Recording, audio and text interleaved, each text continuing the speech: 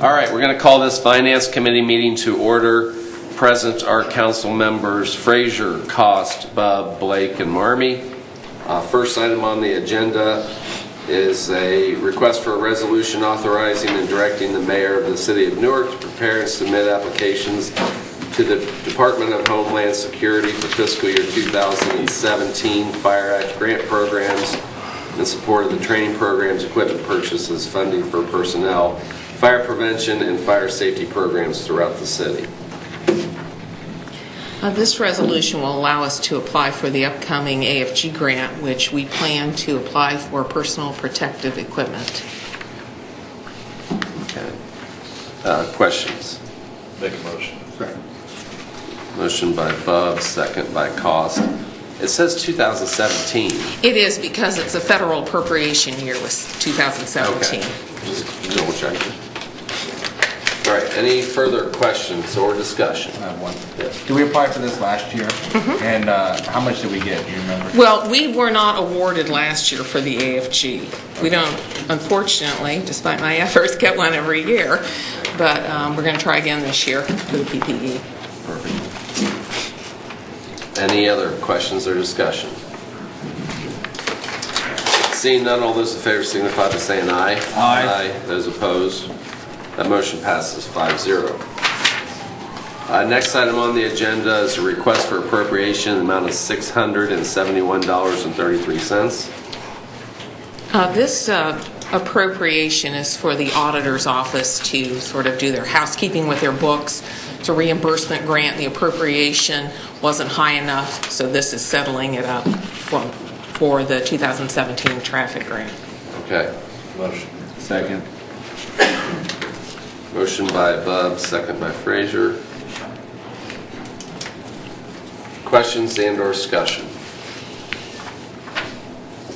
Seeing none, all those in favor signify by saying aye. Aye. Those opposed, that motion passes 5-0.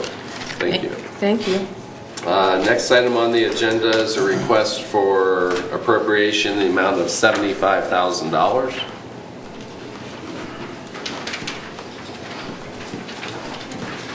You want to take all these at once, or you want to do? Oh, we can do them all at once. That's fine. So this is your appropriations for our annual vehicle purchases for the water, wastewater, and stormwater department. This will include a dump truck, a backhoe, an air compressor, one pickup truck, and a mini track hoe, or a mini excavator. So he's talking about all three, the next three, the $75,000, the $125,000, and the $95,000. some of them are split between departments and Right. stuff, and so that's just how we're appropriating the money. So. Yes. Can you give me that list one more time? Be Dump truck, a dump truck, a backhoe, an air compressor, and that's an air compressor on wheels. It's a larger one, and then a mini track hoe or a mini excavator and a pickup truck.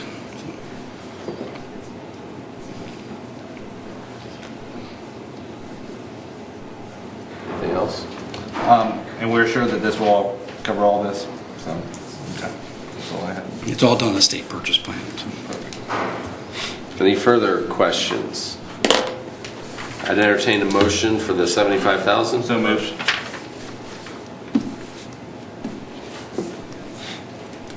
Motion by Frazier, second by Bubb. All those in favor signify by saying aye. Aye. Those opposed, the motion passes 5-0. Now I'd entertain a motion for the $125,000. So moved. Second. Who was the second? Was that? Second. Motion by Frazier, second by Blake. Any questions or discussion on the $125,000? Seeing none, all those in favor signify by saying aye. Aye. Those opposed, that motion passes 5-0. And finally, the $95,000. So moved. Motion to adopt. Motion by Frazier, second by Cost. Questions or discussion? Seeing none, all those in favor signify by saying aye. Aye. Those opposed, that motion passes 5-0. Thank you very much, Roger. And with that, this finance meeting is adjourned. Next up is rules. right, we'll call this meeting of the Rules Committee to order. Members present, Mr. Marmee, Mr. Frazier, and Mr. Blake. Tonight's more of a discussion. I think there's a few items on our agenda that we want to get some input from members of council on, and then if we seem to come to some type of direction, then we'll ask the law director to come back with some language for the rules, council rules. We got two items of discussion. One is the selection of party leadership, and then the second item is committee meetings discussion. I guess I'll start off with the first item being the party leadership. I guess I was, I guess I think it's the position of majority leader or minority leader. Just wanted to get some thoughts from members of council, and this is the way we're able to do this. I guess I have a belief that those positions should be selected by the respective members.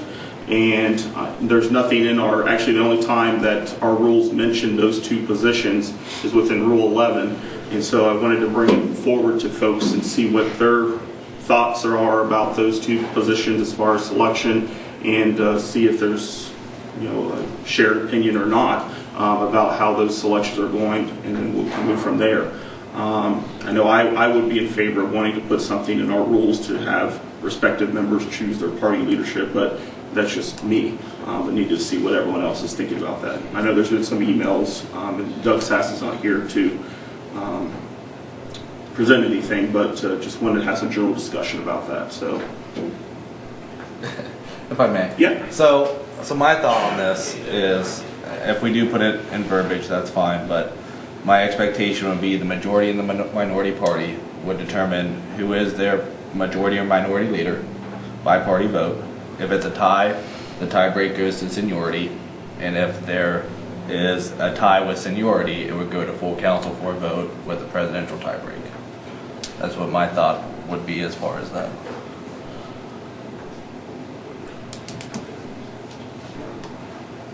Yeah, I mean, I believe that the party should try to first and foremost select, and then only in the case of a tie, come up with something. What it is, it's fine, but I feel that first and foremost it should always be the party's decision. Mm-hmm. Yeah. Right. That's fine with me. So, Yeah. I mean, I have reservations about the other party choosing. I mean, I would be in favor of more of a coin toss or a name draw type situation versus whatever the case may be. I mean, in this situation right now, I would be the minority party. So if the majority wanted to choose our leader, then that's, I guess I have concerns about that, but I'm willing to go along with whatever the majority of council wants to do. Well, and here's the thing, though. I mean, if there's a tie and somebody if the party wants to do something like that, then they'll decide on their own, and they say, we've done a coin toss or we've done whatever. I don't think we need to get involved in that portion of it, and we should not write that in. Whatever the party wants to do, if they have a tie, they have the first opportunity to do something before council would even get involved at all. And I would hope that, it could be taken care of ahead of time. The concern that the law director had is the Rule 11, because we have to have the ability to do Rule 11, and also we name the majority and the minority chairs as representatives on one committee. They're listed as that, not by name. They are selected just like the mayor is automatically the chairman of that committee. And budget review, yeah. So the positions dictate that committee more than anything. There's two other council members on there, but everybody else on that list, on that committee, is by title. Correct. So, yeah. I know that was the only thing that was brought up as far as needing to have a majority and minority, making sure we have them in place. And I think to Doug's point, this rule should really be the 11th hour rule, where, hey, we go to the first meeting of the year and no minority or majority leader has been determined, what's the tie break, what's the rules, and hopefully everything gets worked out ahead of time. Yeah. I mean, in typical situations, we know after the November election, then these things are usually decided before Christmas time, so it's, but I just think that we need some type of clarity within the rules to say, so that makes sense. So selected members by respective parties, and then if it does get to that final organizing meeting, then full council wants to say something. Okay. All right. So, I think we There's emailed, nothing now. There's nothing in the rules now. Go ahead. a little bit about this, but I think there are some practical concerns with clarifying when there's a tie, because you're talking about something that generally is voted on in private. So in order to have a tie, you have to have a public or final vote on that. So I think if you're going to have a rule that says if there's no leader that emerges, I don't think you can say, okay, there's 2 people that were in the tie, there are 3 people in the tie. I think you have to consider everybody that's in the party that can't select a leader. So if the rule is going to be seniority, it's the most senior person from that party. If the rule is going to be picked at random, it's going to be picked at random from the whole pool, unless you want to go through the process of having a formalized vote within that party to say, here's what the vote actually is, and then have a procedure written out from there. I see what you're saying.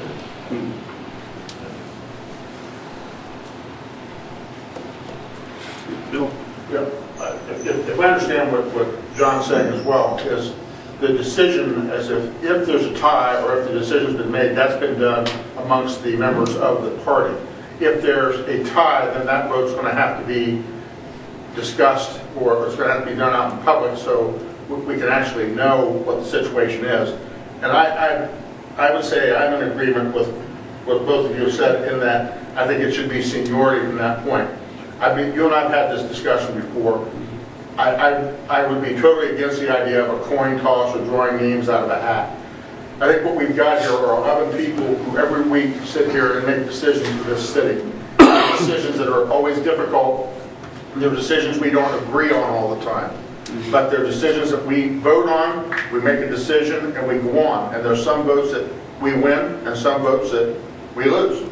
But I still think I've got the faith in the 11 people sitting here to make every other decision in the city, if that's one they'd have to make. Like if we couldn't settle it amongst ourselves, then to be able to turn it over to, first of all, seniority, and secondly to the general council, to me would be the way to do it like we do every other issue. If there's a tie then the president breaks the tie. And if the president's a D or an R or an I or a Q or whatever he is, he's the one that makes the break of the tie like every other issue that we settle for the city. That's where I'm coming from. Thank you. For the record, is Don Ellington a Q? Is that? Whatever. Just want some clarity. If I could, the other one that just occurred to me is you have to figure out, okay, did the party not figure it out because they all couldn't agree? Is there one person that's dictating this? Does it have to be unanimous? So you could have one rogue person who said, no, I don't agree with that minority leadership choice or that majority leadership choice, and then force the tie-breaking rules. I think there's potential for that, and however you set it up, if you're not careful. Because today we don't say, okay, it has to be unanimous, it has to be majority. We don't say what the vote needs to be to elect somebody. Well, I mean, what if we go with having Sassen draft up some language just with those basic things that we seem to agree on, and then bring that back in 2 weeks so we actually have some wording to look at. So, I mean, it sounds like most of us are in agreement. I haven't heard everyone speak up, but it sounds like we're in consensus with having something within the rules, respective members, and then if a tie does need to be broken, it'll be by council, and it sounds like they would lean towards the seniority. Yeah. So that's... And the stressing part of it. Good. I'm sorry, Jeff. I don't know that there needs to be news of a tie,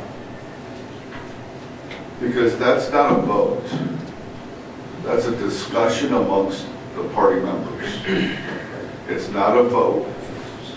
It's not anybody who's nominated. It's not a recorded vote. There is no tie because there's not a recorded vote.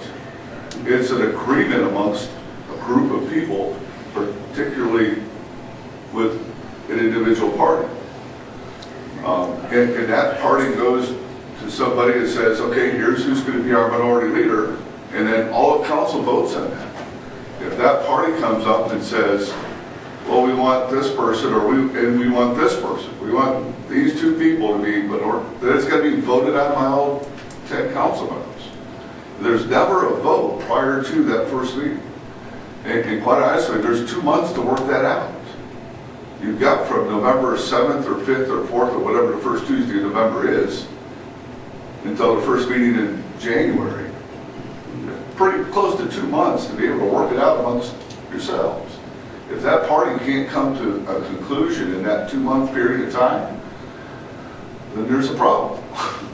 But that's not a problem that we need to necessarily deal with in council. It's not a council problem. It's a party problem. So either the members of that party and council get together and make that decision, or the county chair of that party comes in and exhibits their leadership and says, okay, you guys can't agree, this is what it's going to be. And then you all agree that, okay, I'm going to listen to our county chair because that's our leader. And that's who you put up. But it's not a council discussion as to who that is. It's one vote 2 months after an election. You know, any discussion leading up to that is private discussion amongst that particular party. That's what Jonathan was trying to, his point, that you have to have that vote to determine that there was a tie. That's what he was saying. And that's the 11th hour piece. Where Right. when we have the paper on the table, no minority leader, what are the steps Right. from a council And perspective? so it makes a nomination. Yeah. I mean, when you put up the committee members, which a minority and majority leader are, that's voted upon, just like any other piece of legislation. And whatever's put up is what's voted on. And if somebody doesn't like that, they can feel free to make an amendment. And then that amendment is voted on. If that amendment is voted up, then everybody votes on it. If that amendment is voted down, then everybody votes on what was originally proposed. But that, quite honestly, that amendment should never happen. If a party is actually together and unified, you should come in here on the first of the year and say, here's our minority leader. It should be a party discussion outside of these chambers. My own personal humble opinion for what it's worth. Anyone else on this topic? Okay. All right, so we'll type this up, but we'll get with SAS and get some language and bring that back in 2 weeks. So, the next topic is committee meetings. And so, Don, did you want to start this off? I will. I've been asked to check out possibly how Reynoldsburg runs their meetings. They do their committee meetings and council meeting on the same night. That way we would be doing 2 Monday nights instead of 4 Monday nights. It would probably work. I see the two disadvantages that I've kind of come up with is one, if you go to committee meeting, now we do committee and the next week we go to the first reading at council. This way you would do committee meeting, it would be 2 weeks before the first reading at council and then 2 more weeks before the second reading. So it would be 1 week longer. That would be one disadvantage. The other disadvantage that I see with Reynoldsburg's system is they start their committee meetings at 5:30 and whenever they're done, they move right into the council meeting. So if you've got somebody that's really got a real issue that wants to come talk to council, you can't say, hey, be here at 7 o'clock because council's going to start at 7. Council could start at 6 o'clock, it could start at 6:15, it could start at 8 o'clock. They get done right after, how they do it is they get done right after committees. I'm not sure that works for us. I would think if we're going to do this, we'd want to start committees at 5:30 and set a time and do council like we're doing now at 7. If the committees aren't done, we're going to have to stop, do the council meeting, then come back and finish the committees. Or if the committees are done, I guess we'll have a little break between whenever they're done and 7 o'clock. That's my take on that. So you guys can discuss it from there. Jeff, I have a question. When we have a public hearing that is always first item on the agenda, at City Council. Does that public hearing not have to be published with a specific date and time? Yes, it is advertised. Okay, so we wouldn't be able to. You could That say the would public prohibit hearing is us going to from- be at council. I don't know about the time. That's a good question. I'll have to check that. But if that's the case, it would prohibit us from saying, okay, council's going to start as soon as committee's over. It would probably also prohibit us from, well, maybe not prohibit us, but it would be an inconvenience if we say council is going to start at 7 o'clock or after committee, whichever comes later. I don't know. Then you've got somebody wanting to come to council, and I hate to have them sit here for 2 hours. Sure. Wait, you know, or come at 7 o'clock and find out it was over at 6:15.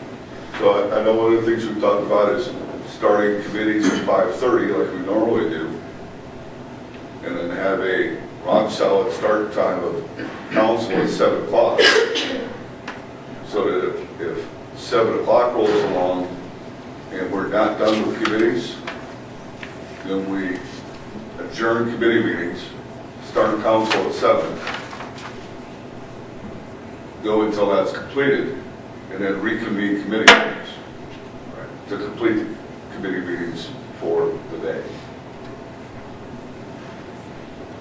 That's what you're suggesting? I'm not advocating for this. I'm just bringing it up for discussion.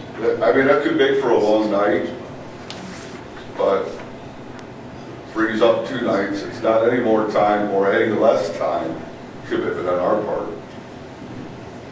But it also makes things still predictable for the public, so that if they want to come and participate or observe, either or, it makes it very predictable. Committees start at 5:30, council starts at 7. If I really want to go to council and I've got something to say, I know I got to be there by 7. And it's going to start at 7. I have a question Yeah. for Don. For Rule 11, and this is probably for you too, would we have to, so if we had emergency legislation in the beginning session and it was an emergency, would we have to rewrite Rule 11 in here to accommodate that? It wouldn't be any different than we do now. Okay. If the minority and majority leader decide, we'd still hear it. So we could go to committee and then, Because a lot of times, legislation sometimes doesn't even go to committee. That's why we usually allow it. and we could waive the 2-day reading rule from a committee into session all Whatever you day. talk about in committee, the night the council is 2 weeks later for the first reading. So it wouldn't be that same. Okay, so at the earliest it would be 2 So weeks. even with Rule 11, we could talk about something in committee and then bring it to council that night. Yes, you could. Good. Yes. If you used Rule 11. Yes. And both parties agree. Yes. And then we could pass that with an emergency clause. So if we really needed something not to wait 2 weeks, we could. Yes. I guess a couple things. My understanding from the law director in Reynoldsburg is that they start them at 6 and then they adjourn at 7 and then they pick it back up like you were saying to keep council, because you have to keep the council meeting at 7 o'clock. So I think that's the preferred path, is that we'd adjourn. I'd suggest 6 as opposed to 5:30, because even on a night like tonight where we've got a few things to discuss, it's almost 6 o'clock now. We've had plenty of time for discussion just to avoid downtime. But that was, I guess, the first thing I was going to mention. And then what were we just talking about? Well, I talked to the council clerk, and she's the one who told me Okay. that they did. 5:30. She Or said that they they start start right council right after committee. They don't have a set time, but that was it's a pretty big question in my mind. But that's what she told me. Right. I think that he was also clear when I spoke to him that nothing ever goes directly from committees to council that night. So I think in the example you're talking about, where let's say it's Monday night and we've got something that needs to go to council, I think we would just bring it up to council using Rule 11. It wouldn't go to committees and then straight to council that night. I don't think there'd necessarily be a point to doing that, because we're just bringing like anything through Rule 11 that's not going through the committees first and bringing it up to council for the first time. So I want to be clear, this is not something that is going to result in less notice for people and legislation necessarily moving through faster. It'd be, instead of having committee meetings on the 2nd and the last Monday, you'd have them on the 1st and the 3rd Monday. So the 2 committee meetings would be moved a week early. So that's the thing I think people get tripped up on when they think about this But conception. it would take a week longer than it does now. to get from, because the meetings The that we the normal to the route. second. But the flip side of that is you've got 2 weeks longer notice between something being voted on at council and something being brought to council to get your act together, to get your protesters, whoever wants to come and yell at us about the legislation. Supporters. Supporters, yeah. He hasn't been here long enough. It goes both ways. Fair enough. Would you see requests for waiving the 2-day reading rule increase with that? Or would that, we just have to rely on administration to be more timely when they get things to us? Well, I think the administration might have to be a little more prudent in getting stuff to us, Right. because you're going to talk about a week longer. Right. If you hear it the first Monday of the month, and then the third Monday of the month is when you hear it again, that's when you wait the 2-day reading rule. So instead of 1 week, like committee, and then the next week's council, it's council and committee, then 2 weeks, council and committee. So it would be 2 weeks, not 1. Can I just interject that it used to be that you used to be able to put anything on an agenda the Monday of committees, and it still could be heard and voted on. And it was unbelievable how much legislation would come through on Mondays. Monday morning, you would get pieces of legislation to add to, as a, this one has to be expedited emergency, last minute. All of a sudden, we invoke a rule that says you have to have it by Thursday before, or else it cannot be heard, and we very rarely have them now. I mean, we do, but it is something that truly is an emergency that we need to invoke Rule 11 more likely than anything. So I think whatever rules you put out there, that the city abides by, and they, they just use whatever system. If you tell them when the deadline is, they usually meet it. So, I would say that the other added benefit, obviously, is we only have to open the building here 2 nights a week as opposed to 4.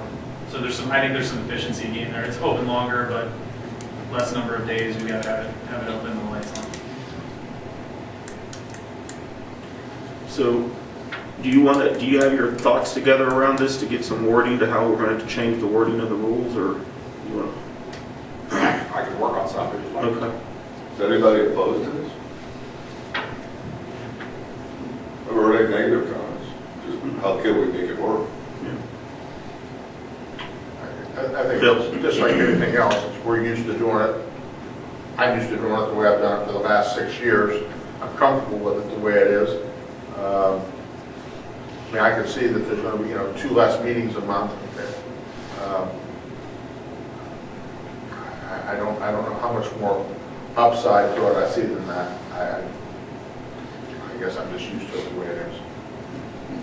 and it used to be there were committee meetings every single night. Yeah. And then the council, it was different committees met on different nights, and literally council representatives were down here in this building shorter periods of time that they had committee meetings. I think that just trying to evolve, be more efficient is the only thing, and I think that it's worth a try as far as just trying to be efficient with things. Just a personal opinion. Can I ask you a question? Does everybody agree that we have a set time for council? Yes. Yes. Yes. Yeah. And I don't think, the public hearings, we don't know the exact time, because once council starts at 7, we have no idea what time We it have a actually set time starts. anyway. Right. What if we backed up into 7 o'clock based on the number of committee meetings we have? So if we've only got finance, maybe we meet at 6:30. If we've got, We changes weekly, or changes? I don't know, just a suggestion. Yeah, I like that. Or if we just say 6 o'clock. Maybe we change the committee time based on the committees. No, that's what I'm saying. Back into the, council's always at 7. If we've only got a finance meeting, that starts at 6:30. If we've got 6, I thought you was then at it starts the at council time for a different time. I still like that.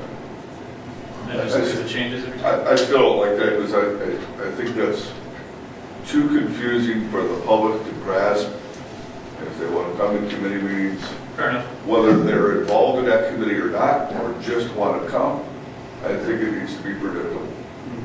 Fair enough. Well, Just in the spirit of transparency, I wouldn't want to say, okay, we're gonna have a committee meeting at 5:30, then all of a sudden, hey, wait a second, this week we're gonna do it at 6:30, yeah. because we've only got one little thing to talk about. So, and then somebody's sitting here at 5:30, and like, where is it? And No, it's it's- all- Mr. Cost suggested if we do that, then we could drink between 6 and 7, and it would make the council feel so much better. I was thinking about that bar that you were gonna stock in our office. I don't recall Mr. Cost suggesting that. No, but it does allow somebody who's taking time off of work or whatever to try to come down here. You come a few minutes early and you can see some of the committee. We've seen that at meetings where folks are only seeing the council meetings and we've had to explain what goes on at committees. So it gives you that opportunity to see everything all in one night. I think it really might actually increase that number of people as well, which I think is a positive that we can't ignore. And you addressed, I think, my main concern is that we wouldn't have as much notice, but it sounds like they'll have more, which I think is a huge bonus. What do you guys think, guys? Any thoughts? The mayor's better. Yeah, more than that, mayor's back.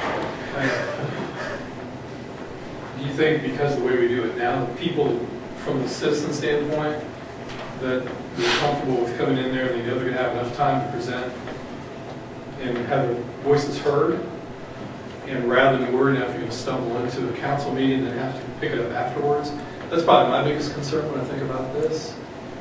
There's certainly an efficiency there, but I'm wondering if we're trying to cram too much in some instances in one evening.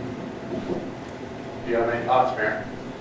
I guess it depends on the evening. That's a hard, that's a wide open statement, but it's, we seem to have trimmed it down and stayed on focus and probably have shorter meetings, but specifically one, you pretty much, I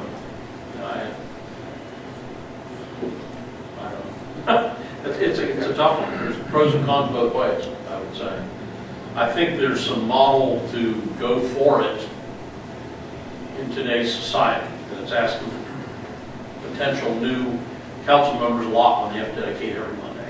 That's how a lot of groups and different meeting things are doing in some ways. So. Well, I don't think we're limiting anybody's ability to speak. It would just run longer and run after. We're not limiting the time. It's not a time limit. We're not setting any time limit. Well, also, with every piece of legislation we write, we can, the next week, write a counter piece. So if we change this, and we go for a month or 6 months or a year, and we decide this is not working, change it back. It'll just be a council rule, I would assume. Yeah. Yeah, well, I mean, it's Well, not. I think that makes some sense, because I thought about that earlier. I mean, let's change it back. I mean, Yeah. we're really not going to know till you try. Not any harder to change it back than it is to change it to begin with. Right. You know, I think it's just our due diligence, and I think from the administration side, we want to try to have an efficient Monday night, so that's what we try to do when we put things on the agenda. Not overload it too much, if it can be pulled off a little bit, and it seems to be working that way, and we're keeping things out, you know, we're an hour at the most, it seems like a lot of times, you know, that's pushing it, so. But I can't see a downside to trying it and untrying it if it doesn't work, so. Bill, you had a comment? It's not so much that I see a downside to it. Are we going to get to hear that we just approved ourselves a raise, and now we just approved ourselves 2 less meetings a month? I hate to think like that. No, we didn't approve 2 less meetings. I'll go with 2. Sure we did. Sure we are. 2 less Mondays. All it is a number of days. There's still the same amount of time. I'm just trying to from a perspective of the public. Sure, people could absolutely twist that. Well, I think the raise got twisted, so I would. Jonathan, you had a Yeah, comment? that's what I think we need to be very clear. We are moving the 2 committee meetings. We are not canceling any meetings. We're reducing the number of nights that building's open, but we're not reducing the number of meetings. Needs to be presented in that. Yeah. There's never good, I mean, there's absolutely no less time put towards No. legislation. It depends on how the story's written. Yeah. Everybody's looking. Well, why don't, John, if you want to work on some wording I'm sorry. If you want to work on some wording for that, and bring it to us back in 2 weeks, and we'll have a meeting then, so. Is it, go ahead, Mark. So, twice last year, we had some confusion with the emergency clause. So we amended on council for Rule 10, we added the emergency clause. And so what Rule 10 says in the second paragraph is a standing committee considering legislation shall determine by a majority vote of committee members or their designees whether the legislation has an emergency clause. So the decision of the committee shall be set forth in the minutes, and the committee including the reasons for the requested emergency clause. And so when I read that, when we discussed it, and ever since, I think that we need to say that an emergency clause has to come out of a committee, because by us using the emergency clause instead of waiving the 2-day reading rule, it feels like we are doing a disservice to what that rule states. And so I would like to say if there's an emergency clause, it has to be approved by a committee, and so that way it's truly designates that it is an emergency. So basically you don't pass it out of committee and then say, oh, it's an emergency. But that goes against Rule 11. Yeah, because it doesn't it say in the rule too that if you add the emergency clause during council that you have to have 8 votes or something? Yeah, so that doesn't change. Okay. It's just you can't tack on the emergency clause on council floor. It has After to it's be. come out of committee. Yeah, because it says that a standing committee considering legislation shall determine that. And so I don't want to understand how we can amend that on the floor to an emergency without. Since the committee didn't okay it, that's what you're saying. Yes.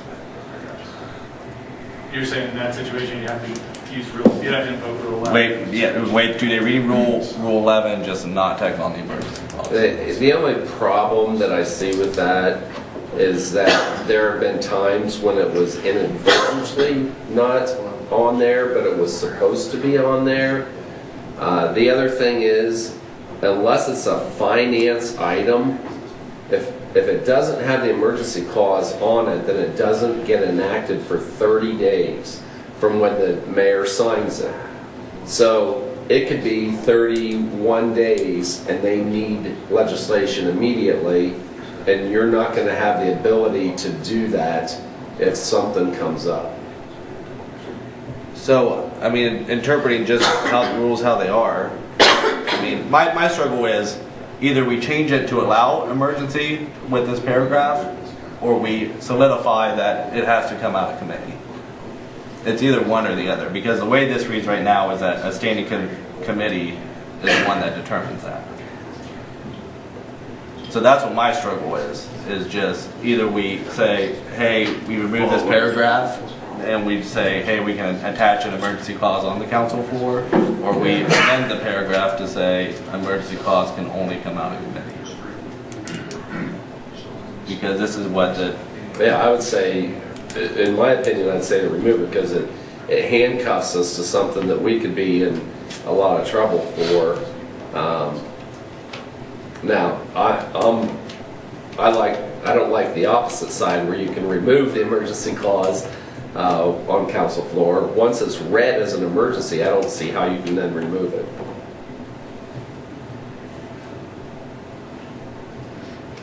Well, that's a third topic. Yeah.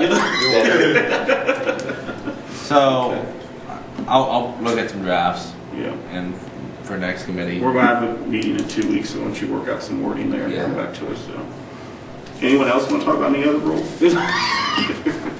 Not any other rule. Go ahead. I will speak to the safety aspect. I can't get a police officer here every Monday night, but we made a commitment to have one here for council because there's typically more civilians here. But if you combine them, it's a little easier to have an officer here for all of your meetings, even though you're moving your committees. Then at least we don't have 2 meetings where I don't have somebody here for you. Thank you. And to piggyback on that safety, That's a huge plus. the metal detectors, do we know how that's going to work? Yeah, we turned off at 4:30. It's not going to work for after hours. Okay. Because the personnel, the operation won't be here after hours. They're going to be Monday through Friday, 8 to 4:30, 7:30 to 4:30 kind of shit. Okay.